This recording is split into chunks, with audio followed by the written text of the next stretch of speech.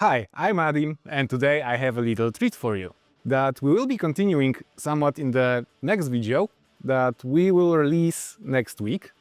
But let's not get ahead of ourselves. Today we will discuss a very interesting angle on Quake II legacy that took place in the late 90s. And I will tell you that because I was there, Gandalf, 30 years ago.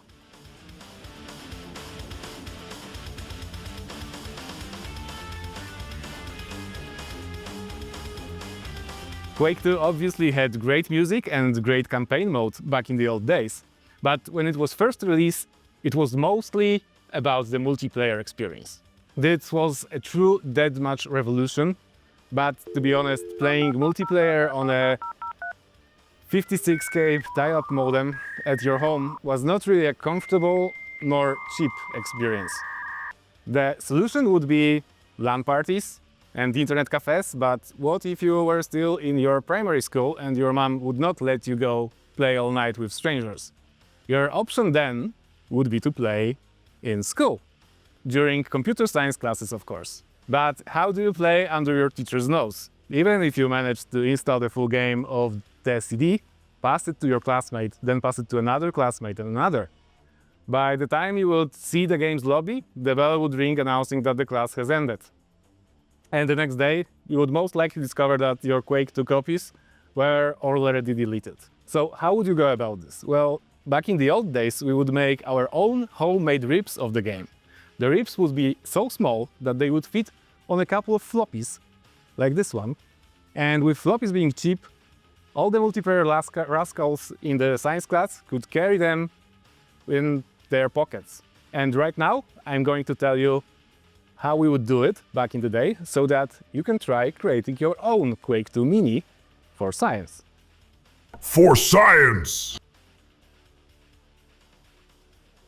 Okay, step 1, the preparation. Buy Quake II on GOG. You will receive the modern enhanced version as well as the original version of the game. You can also grab Quake II RTX while you are at it to experience the marvels of modern technology casted on a classic technological masterpiece. Anyways, Quake II Original is what we want today. Step 2, the bare bones. You'll create an empty folder where you will be copying all the files for a new Quake II build. To this folder, you copy Quake II exe and the refs of DLL. Quake II exe is obviously the game's executable file, and the refs of DLL is the game's software renderer. We won't be running any fancy 3D acceleration here, as we want everything to be small. And back in my school days, my school would not have any computer with 3dfx Voodoo cards anyway. But that is not all. We could also use an actual game engine. So create a base Q2 folder and copy the game x86 DLL from the same folder in your main game to your new build. Then step 3, the trim.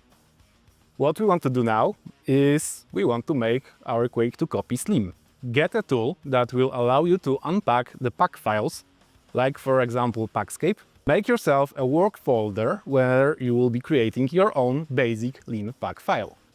Create a new maps folder there, then go to your original Quake II folder, create a new maps folder there, then go to your original Quake II folder into the base Q2 folder and open pack1 file, navigate to the maps folder there and get the Q2 DM1 BSP file inside and copy it to the maps folder you just created.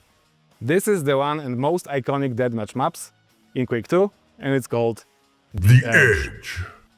Then create the textures folder and from the pack1 file, copy the E1, U1 and E1, U2 and E2, U3 folder into this new texture folder. Those folders contain all the textures that the map uses, ensuring that the game won't look like this when you launch it. Next, you need to copy the env folder, but you can get rid of almost every file there except the unit1 files, because those are skyboxes that are used in the map. From models folder, grab only debris2, Gibbs, grenade, items, rocket, and weapons folders, and copy them to your new build. Then copy the pics folder, because those are all the menu and HUD icons and buttons, so you might as well want to leave everything there. And finally, from the players folder, copy the mail folder and remove everything except the Grand PCX and Grand I PCX and Trees MD and Weapons MD2 files. We don't have space for anyone's custom skins, so everyone is playing as default green Grand.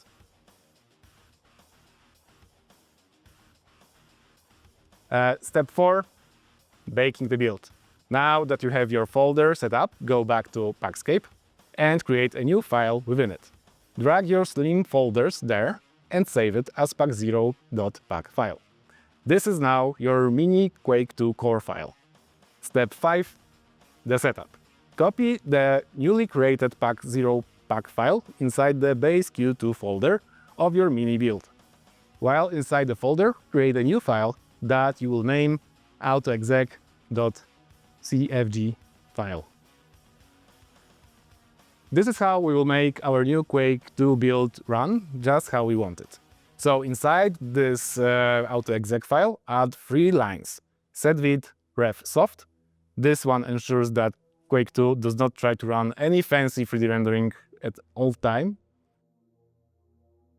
Then add setvid full screen 1, as this one ensures that it will run full screen actually, provided your screen is able to run Inglorious 640 by 480 resolution. Next, add map q to the M1, as this loads the game straight to the Edge map, which makes sense as this is the only one we have.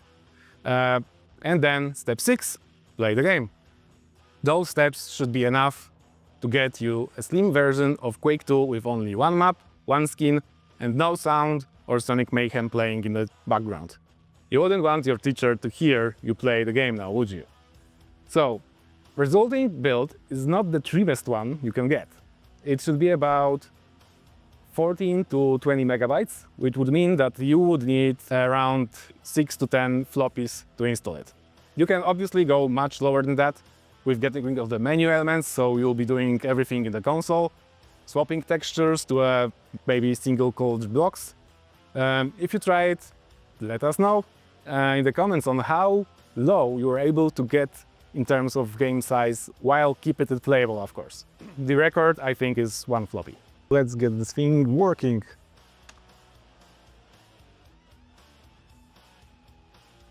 These are the sounds that we obviously don't want. And there you have it.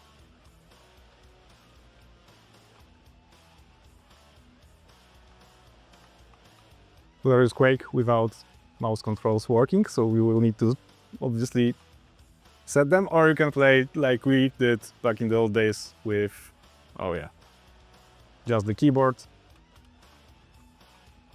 And now for the bonus step. You have the small game, you have it on the floppies, ready to boot in on whatever computer you may come across, provided it has a floppy drive. But what if there is no one available for you to play with at this very moment? Well, here comes the bonus step. Bonus step, making fake friends.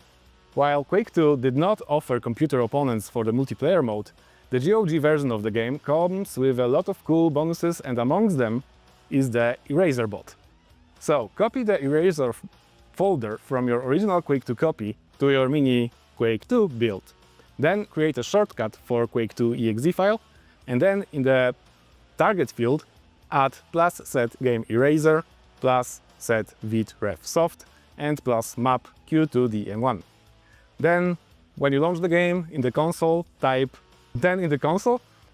bot underscore num4, for instance, and you will get 4 new friends. Now let's go and find them.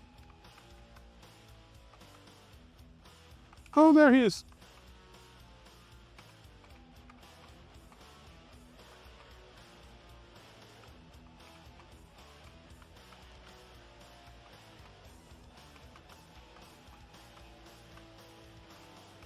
They are even fighting each other, so it's amazing. You can just watch them, their heroes. just run away.